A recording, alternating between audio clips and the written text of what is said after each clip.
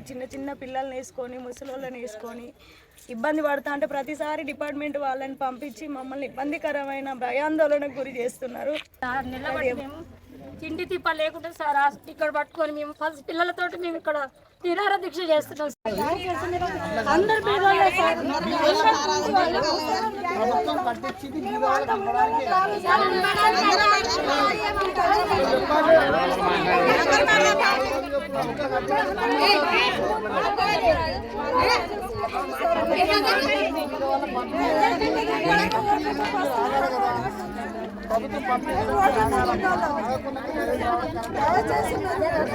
మాట్లాడితే సార్ కూడా అర్థమవుతుంది.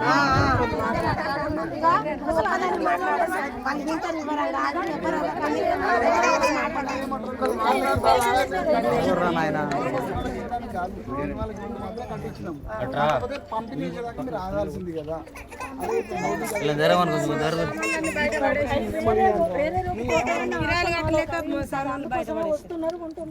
ఇల్లు లేక కాదు, కిరాయికి ఉన్న వాళ్ళు కిరాయికి ఇవ్వకపోతే బయటకు గంటేస్తున్నారు.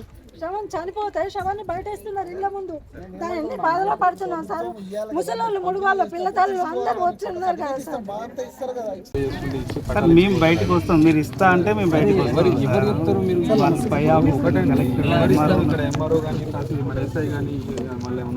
మీరు ఇచ్చేవాళ్ళు మిమ్మల్ని అట్లా అనట్లేదు సార్.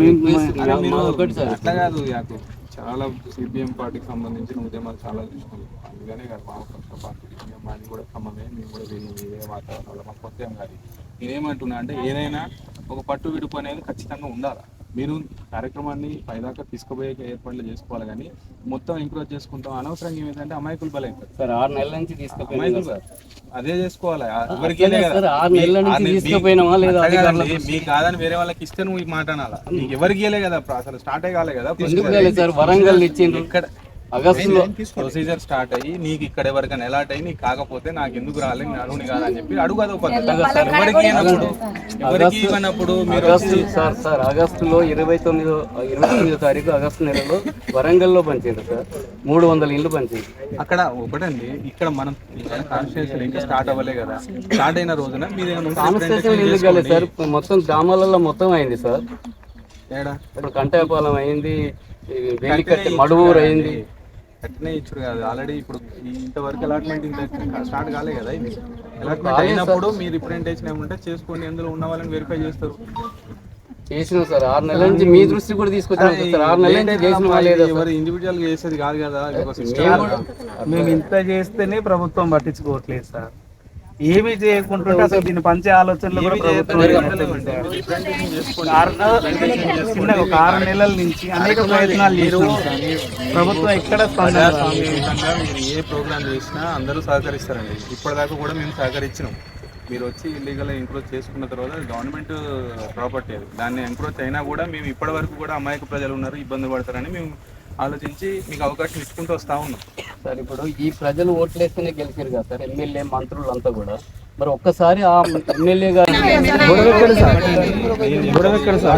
ఈడ ఉంటేనే కనీసం స్పందన లేదు సార్. ఇక చేస్తాం సార్, మనం చేసే అవకాశం కూడా లేదు సార్. మేము ఏం చెప్పినామంటే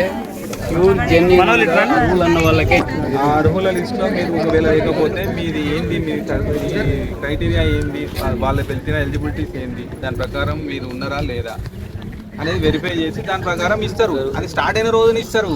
నేను ఏమంటున్నా అంటే అది స్టార్ట్ కావడానికి మీరు ఏమైనా రిప్రజెంటేషన్ చేయండి. స్టార్ట్ చేయలేదు, తొందర స్టార్ట్ చేయలేదు అని చెప్పి మీరు ఆక్యుపై చేసుకుంటారు. స్టార్ట్ అంటే సార్ ఇప్పుడు ఇది కంప్లీట్ అయ్యి 4 సంవత్సరాలు అయింది. గత ప్రభుత్వం కూడా దాన్ని పంచలేదు. మరి ఈ ప్రభుత్వం వచ్చి కూడా 2 సంవత్సరాలు అవుతాం సార్. కనీసం ఈ డబుల్ బెడ్రూమ్ అవి మొత్తం ప్రజాధనమే కదా సార్, ప్రజల కోసమే కట్టింది. మరి అది ఆ రకంగా పాడైపోతే ఎట్లా సార్? అది ఎవరికి తలుపులు పోయినాయి కూడా. మీకు చెప్పాలంటే చాలా దుర్మార్గమైన వ్యవస్థ ఉన్నాయి ఆ రూమ్లలో. ఒక్కొక్క రూమ్లో బాటిల్ మొత్తం ఎత్తిపోతే ఏ రూమ్లో బత్త వెళ్ళినాయి మందు బాటిల్, నిరోజులు, ఇవన్నీ కూడా పక్క బట్టలు ఇవన్నీ కూడా సాఫ్ చేసాం సార్. అంటే ఆ రోజు ఇప్పుడు కంప్లీట్ అయిన తర్వాత ప్రజాస్తిని కాపాడాలన్నప్పుడు అప్పుడే తాళాలు వేసుకోవాలి, వేయాలి కదా సార్.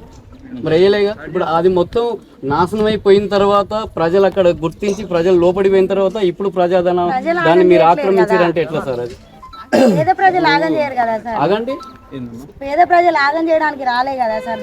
ఆగం చేస్తున్నారు అనేది కాదమ్మా. అనివార్య కార్యకలాపాలు జరిగినప్పుడు మీ అధికారులు ఎవరు పట్టించుకోలేదు. జరగలేదు, అఫీషియల్ అలాట్మెంట్ కాలేదు.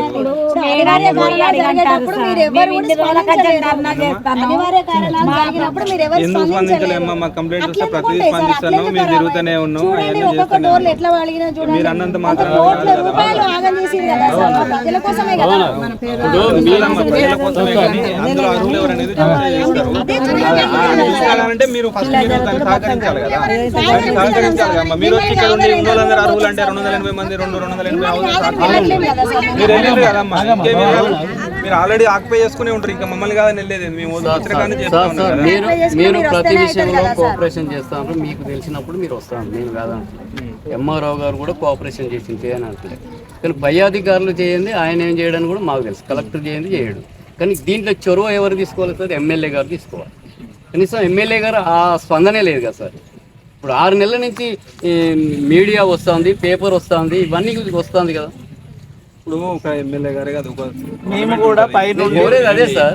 మీరు రిప్రజెంటేషన్ చేసుకోవాలా, చేసుకున్న రోజున అందరికి అలాట్మెంట్ జరిగే రోజున జరుగుతుంది. ఇప్పుడు ఎమ్మెల్యే గారు వచ్చి చెప్పాలా చేయాలి అంటే కూడా కాదు.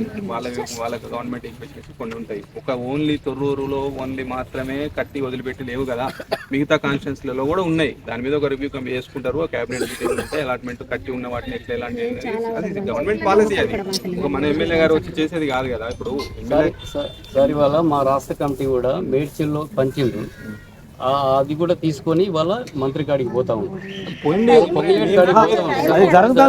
అది ఆ ప్రాసెస్ జరుగుతూ ఉంది, అది జరగట్లేదని కాదు. మేము కూడా వెతుకుతా ఉన్నాం. చేయండి, రిప్రజెంటేషన్ చేసుకోండి, మేము వద్దంటలేం కదా. కానీ ఇది ఈ తరిగా కరెక్ట్ కాదంటున్నాం. మీరు ఆలోచన చేయండి, మీకు చెప్పినాం, ఇన్ని రోజులుగా చెప్పుకుంటూ వస్తున్నాం, ఇప్పుడు కూడా చెప్తున్నాం. మీరు ఆలోచన చేయండి, మీరు చేసేది కరెక్ట్ కాదు. మీరు దాన్ని ఇప్పుడు ఎంఆర్ఓ గారు వచ్చారు, సహకరించండి. ఇప్పుడు ఎంఆర్ఓ గారు వచ్చారు, ఇప్పటికైనా సహకరించండి. ఆ లాక్స్ వేసుకొని వాళ్ళు వెళ్తారు, మీరు ఇక్కడ కూర్చొని చేసుకుంటూ చేయండి. లేదు అంటారా ఒక మాట కూడా రిక్వెస్ట్ చేస్తాను, దండం పెడతాను సార్, మాకు ఇల్లు ఇచ్చేటట్టు చూడండి. మా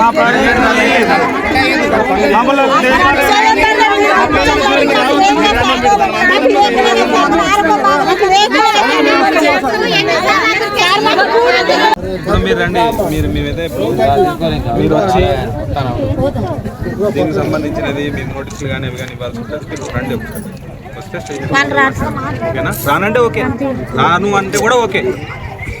రాను అంటే కూడా మేమేం లేదు, అది పద్ధతి ప్రకారమే పోతూ ఉంటాం. మేమేం పద్ధతి తప్పి చేయం, ఓకేనా.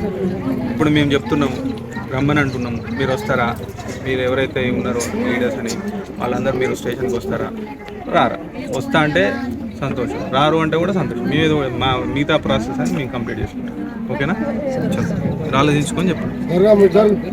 వీళ్ళందరినీ తీసుకురావడం కాదు కదా, వీళ్ళని కంట్రోల్ చేసుకోవాల్సిన బాధ్యత కూడా మీ మీద ఉంటారు కదా. మేము చివరిగా చెప్పేది ఏంటంటే సార్, ఒకటే సార్, ఎమ్మెల్యే గారు వచ్చి ఇప్పటికైనా హామీ ఇస్తే మీరన్న ప్రకారంగా మేము ఇక్కడి నుంచే మేము ఏం చేయాలో ప్రాసెస్ మేము చేస్తాం. అది మా చేతిలో ఉంటుంది. సంబంధిత అధికారులు ఎవరు వచ్చి మాకు కరెక్ట్ అభయం ఇస్తే మేమే నిలబడి ప్రతి ఇంటి దగ్గర ఎవరెవరు ఉన్నామో అన్ని సహకారం చేస్తాం సార్. కానీ ఇట్లా వచ్చి మీరు లేవండి, మీకు కేసులు పెట్టడం కోసమే ఆధారాలు కావాలంటే మాత్రం మేము ఇవ్వలేము సార్. కుటుంబాలందరినీ తీసుకోపోరు కేసు.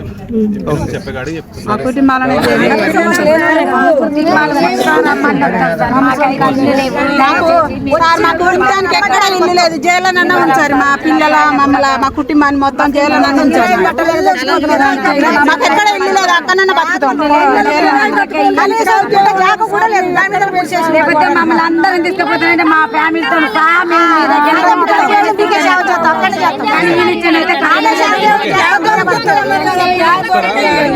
ప్రభుత్వమే పెడుతుంది.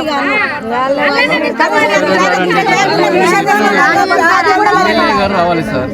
నేను దాని గురించి మాట్లాడతాను. మీరు మాట్లాడకండి సార్, మేము చెప్తా ఉన్నాం. నేను ఒకటి చెప్పిన, మీరు ఇప్పుడు స్టేషన్కి వస్తారా రారా మీరు చెప్పండి, ఆలోచించుకొని కూడా ఓకే.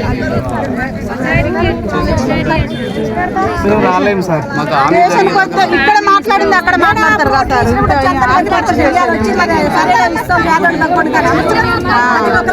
ఇక్కడ మాట్లాడింది అక్కడ మాట్లాడతారు కదా. జరగండి. తొర్రూరు డబుల్ బెడ్రూమ్ల లబ్ధిదారుల దాంట్లో మాట్లాడుతున్నాను. దయచేసి మేము ఇక్కడ 10 రోజుల కానుంచి వెళ్ళి గృహప్రవేశం చేసుకొని ఇందులో ఉంటున్నాము. కిరాయిలు కట్టలేక, ఇళ్ళ కిరాయిలు కట్టలేక బాధతోటి వచ్చి ఇళ్ళ చీకట్లో కరెంటు లేదు, నీళ్లు లేవు. అయినా కూడా ఇక్కడ మేము కిరాయిలు కట్టలేక వచ్చి ఉంటాము. ప్రతిసారి డిపార్ట్మెంట్ వాళ్ళని పంపించి ఇక్కడ మా పిల్లలు చిన్న పిల్లల్ని వేసుకొని ముసలోళ్ళని వేసుకొని ఇబ్బంది పడతా అంటే ప్రతిసారి డిపార్ట్మెంట్ వాళ్ళని పంపించి మమ్మల్ని ఇబ్బందికరమైన భయాందోళనకు గురి చేస్తున్నారు. అది ఎవరు చేస్తున్నారో మాకు తెలియదు, కానీ దయచేసి మేడం గారు మమ్మల్ని అందరినీ ఉద్దేశించి మా మహిళ అని ఇప్పటికి కూడా మేము మిమ్మల్ని ప్రాధేయపడుతున్నాం మేడం. మీరు తప్పనిసరిగా ఇక్కడ డబుల్ బెడ్రూమ్ల కాడికి వచ్చి మా పేదలు ఎవరు ఏంది అని మీకు నా అనుమానం ఉంది కాబట్టి ఉన్న వాళ్ళని తీసేయండి, లేని వాళ్ళని పేద వాళ్ళనే ఇక్కడ ఉంచండి అనే బ్రతిలాడుతున్నాం. దయచేసి మాకు ఇక్కడికి వచ్చి మాకు పట్టాలు ఇచ్చే బాధ్యత తీసుకుంటారని నమస్కరించి చెప్తున్నా మేడం. సంబంధిత కలెక్టర్ గారు కూడా విజ్ఞప్తి చేస్తాను. ఈ జిల్లా మొత్తానికి కలెక్టర్ గారు ఒక తండ్రి లాంటి వాళ్ళు. ఇంతమంది పిల్లలు ఇట్లా కష్టపడుతుంటే మీరు అక్కడ కూర్చొని ఏం చేస్తారు సార్? ఇంత మీడియాలలో చెప్తున్నాం, పేపర్లలో స్టేట్మెంట్ ఇస్తాను, మీకు వినబడట్లేదా, కనబడట్లేదా? మీ బిడ్డలాగా మాట్లాడుతున్నాం. మీరు దయచేసి ఒక రోజు టైం తీసుకొని మా అందరి కోసం టైం కేటాయించి ఇక్కడికి రావాల్సిందిగా కోరుతున్నాం. తొర్రూరు డబుల్ బెడ్రూమ్ ఇళ్ళ మేము ఎంత కష్టాలు పడుతున్నాం మీరు చూడాలని విజ్ఞప్తి చేస్తాను. దయచేసి మీరు రాండి. స్థానిక ఎమ్మెల్యే గారికి కూడా స్పెషల్గా మా ఇంటి తోబుట్టులాగా చూసుకుంటాం, రాండి మేడం, మా కష్టాలు చూడండి, మాకు పట్టాలు ఇవ్వండి, ఇంతే మేము కోరుకునేది.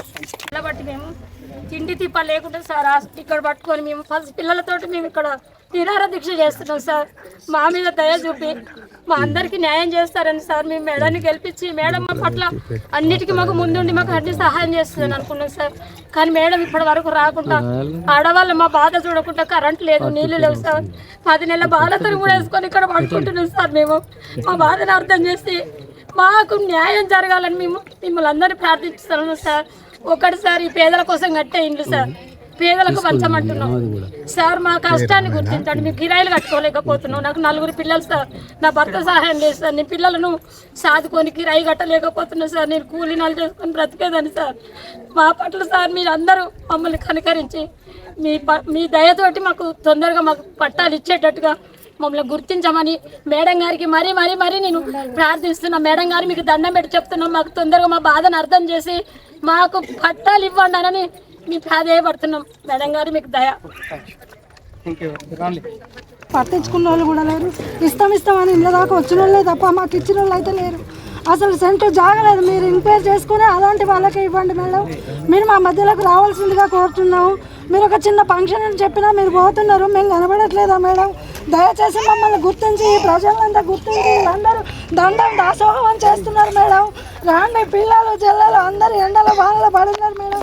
ఇల్లు లేదు, వాకిల్ లేదు, నీళ్లు లేవు, నిప్పులు లేవు, తిండి లేక ఏది లేక ఒక్కొక్కరు 500 రూపాయల కూళ్ళు, 1000 రూపాయల కూళ్ళు. మగవాళ్ళు కూడా హ్యాండ్కాపర్ కూడా వచ్చి ఇక్కడ కూర్చుంటున్నారు మేడం. దయచేసి మీరు వచ్చి మా మధ్యలోకి వచ్చి మీరు స్పందించండి మేడం. మా మీద ఎందుకు దయగలగట్లేదు? ఈ చిన్న చితక ఎవరు వచ్చి దేశాల నుంచి ఒక్కొక్కరు వచ్చి ఓట్లు వేసిన వాళ్ళే ఉన్నారు మేడం. ఇక్కడ ఓట్లు వేయకుండా ఎవరైనా ఉన్నారా? ఓట్లు వేయకపోతే మీరు గెలిచారా మేడం? దయచేసి మీకు మళ్ళీ మేము ఓట్లు వేసి మేము గెలిపిస్తాము. మీరు మాకు కావాలని మేము కోరుకుంటున్నాం మేడం. దయచేసి మా మధ్యకు వచ్చి మీరు స్పందించండి మేడం. మీకు ఇంత మాత్రం దండం పెడుతున్నాం మేడం.